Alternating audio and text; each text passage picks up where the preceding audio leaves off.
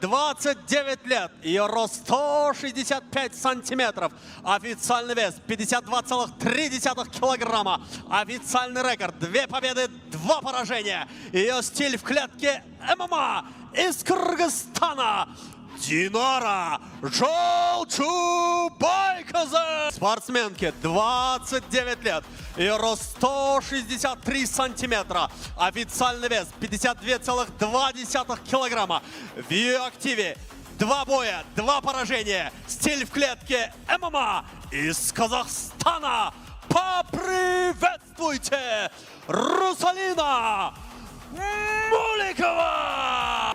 Первый поединок сегодняшнего вечера пройдет среди женского дивизиона.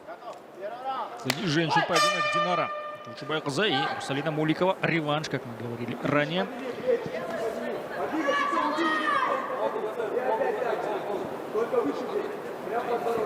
На дистанции пытается держать свою оппонентку Русалина Муликова. Динара знает слабые стороны своей оппонентки, поэтому, скорее всего, будет делать акцент на партер. Ну, по крайней мере, в этом есть какая-то логика.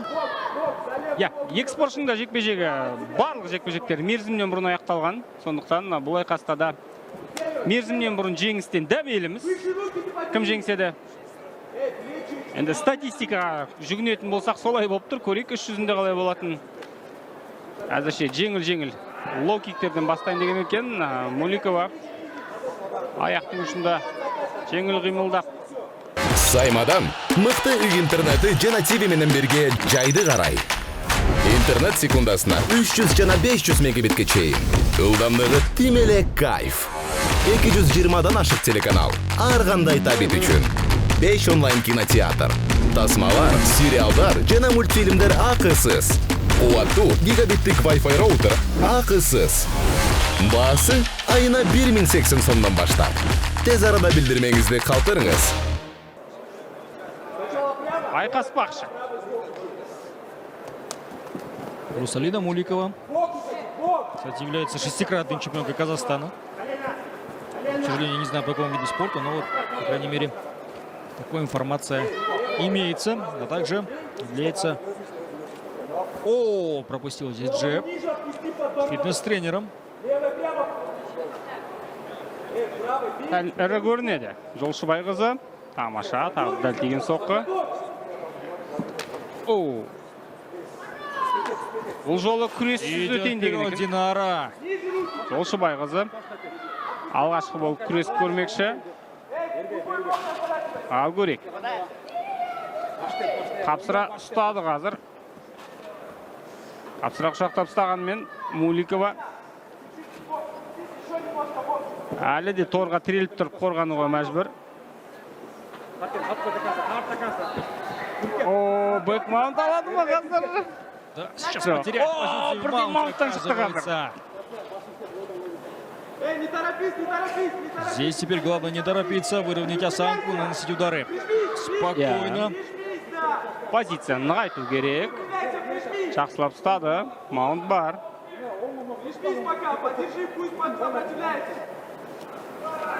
Енді соққы жасауға болады әрине. Сверху всаживаться. Ең басты әрине позицияны сақтап қалу екенін түсініп отыр әрине. Муликова қазір реверс. Және Жолшыбайқызы қорғанысты бұзып өте алды. Бірден қараңыздар. Сразу же и сама в маунте оказывается. Жолчубайкызы Динара. Жағдай қиын. Что здесь у нас? Решающий прием. Мойын омыртқасына бір қысып, сондай бір ауыр төбесін жасамақшы, бірақ треугольника, да? Нет. Бұдан ештеңе шықпайды. Қара күшке салып жатыр. Бұдан бір нәтиже шығуы екіталай әрине. Жолшыбайқызының нақты не ойлағанын айту қиын. Қазір Муликова қарсыласына қарай бұрылып аяқты салу керек. Бэкмаунт алуға болады мұна тұстан. Жолшыбайқызының қателігі әрине. Здесь, я думаю, уже можно отпустить захват, уже если удушающий не идет, а вот Динары. Можно стоит вернуться в маунт и поработать в граунд паунде, то есть добивание сверху.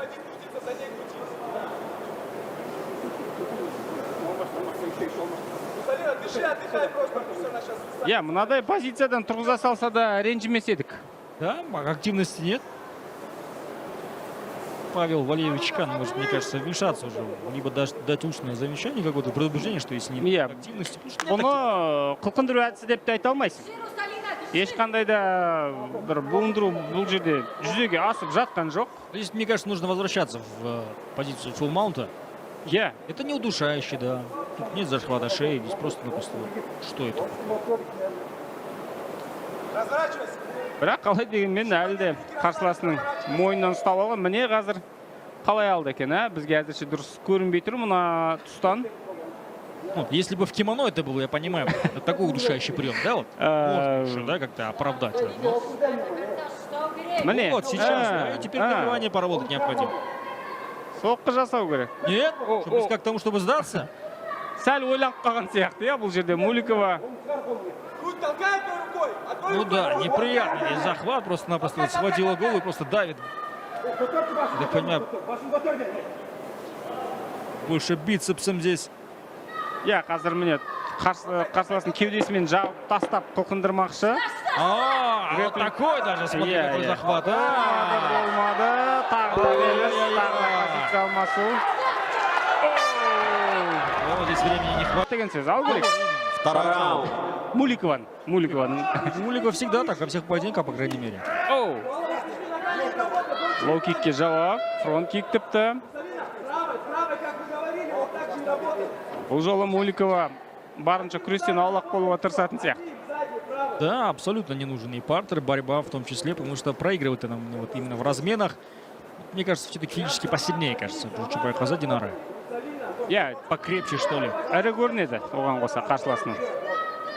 Оны да ұмытпайық. Жолшыбай-Қаза тағы бір ығыстырып көрмекші. Тамаша. Вкладывает ногу, пытается, я так понимаю, провести тейкдаун. Динара. Шире, да. Поставь, дави на нее. Вниз ее дави, вниз голову ее дави. Вниз дави. Бапкердің нұсқамаларын толықтай орындауға тырысады. Не ложись, зачем ты играешь? Жоқ. Керісінше қазір өзі тәуекелі. Я так понимаю, гильотину. Иә, өзі дәл осындай әдіспен екі рет ұтылды ғой. Вставай. На колено вставай сначала. Гильотина қалай жасалынатынын білетін шығар енді. Егжей-тегжейін. Здесь только за счет рук, я не знаю, очень сложно будет завершить гильотину. Без контроля вообще своего оппонента. Отключить нужно сначала. Вставай, на нее, да. Теперь уже получше, конечно, есть шансы удосрочить. Позицияны ұстау керек. Высокие шансы. Ноги шире держи, держись на ней. Здесь главное закрепиться в этой позиции. На лицо надави рукой. Да. Тамаша, енді соққы жасауға болады. Опять прижмись. Да, и вот бей. Сбоку. Кисть, возьми одну кисть, поймай ее. Кисть поймай. Тым болмағанда бір қолды қысып алу керек бұл жерде. Тамаша. Бей. Шынтақты да бір қосып көрді Муликова. Главное сиди. Ниже отпустись, прижмись, Русалина, прижмись. Опять прижмись. Кисть, возьми, прижмись. Иә, бапкердің қазір. Я тебе говорю. Айтқанын толықтай орындалмай жатыр. Вот здесь, да. Да, сопротивляется снизу здесь. Жолшыбай-Қаза Динара. Русалина Муликова продолжает атаковать. Еще держись, сиди. Иә, позицияны сақтап отыр. Ну, на самом деле, вот фулл-маунт все-таки для добивания не самая лучшая и удобная позиция. Только лишь начинаешь размахиваться, ты теряешь баланс, особенно если ты плохо знаком с этой позицией, с гравным в целом. Как сейчас пытается просто-напросто Тамаша. подбить. Жылқының үстінде отырғандай отыр дейді бапкер. Сөз шыны бар, негізінде, жаны бар. Жақсы аналогия, иә? Түсіндіре алмасаң қалай жеткізу керек еді. Ученику у клуба Тамерлан индивидуальный подход. Вот Ахира Макашева, у него такая черта. Практически все его ученики здесь выступают. И каждому бойцу он дает свои подсказки. Ну, я серьезно, без каких-либо шуток. И пошло добивание здесь. Нужно просто-напросто более активней. Бұндай соққыларын Граунд паунд. Русалина Муликова близко к тому, чтобы оформить свою первую победу в Лиге Октагон. Өте жақын, бірақ қарқынды үдету керек. Мына жерден шығаруға болмайды Жолшыбай-Қазын. Ең басты әрине позицияны сақтап қалу. 90 секунд остается до окончания второго раунда. Ну и даже если не сможет досрочить во втором раунде, то, по крайней мере, раунд забирает полностью, мне кажется, Русалина Муликова. Все, держи за кисть ее. С другой стороны возьми, да, теперь левой бей. Ну, здесь Динара такое ощущение, что сама не знает, что делать. Можно же вставить руки в таз, чуть-чуть оттянуть, восстановить гард, как бы здесь. Нет прям такого жестокого контроля, мне кажется. Тамаша. Ой-ой-ой, міне флаштай ұрған бір-екі соққы дәл тиді. Просто пытается подбить. Почему не руками не отталкивает, я понять не могу. 40 секунд остается. Ну, здесь вот как-то вот какой-то вот агрессии, угроз не хватает все-таки в этом добивании. Просто удары летят, но все-таки рефери не может вмешаться, потому что все в порядке с Динарой. И как такового пассива нет в защите. Вот, сейчас локти пошли. Бірақ ұзаққа созылмады тағы да. Таптар басталған шабуыл. 10 секунд остается до окончания второго раунда. Я думаю, что все-таки доведет поединок. Раунд, точнее, до завершения. Динара и Русалина.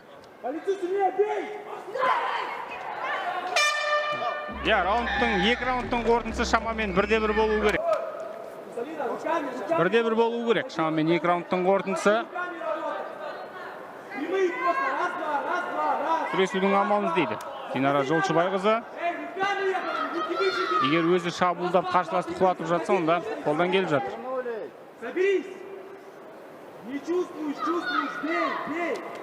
Тамаша.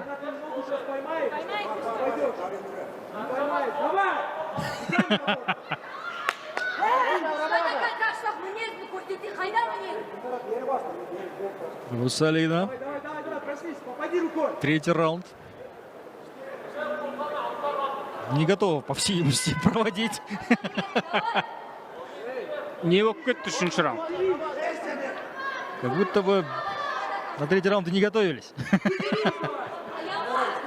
Ондай жоспар болған жоқ, е? Не, қайдағы третий раунд жоқ.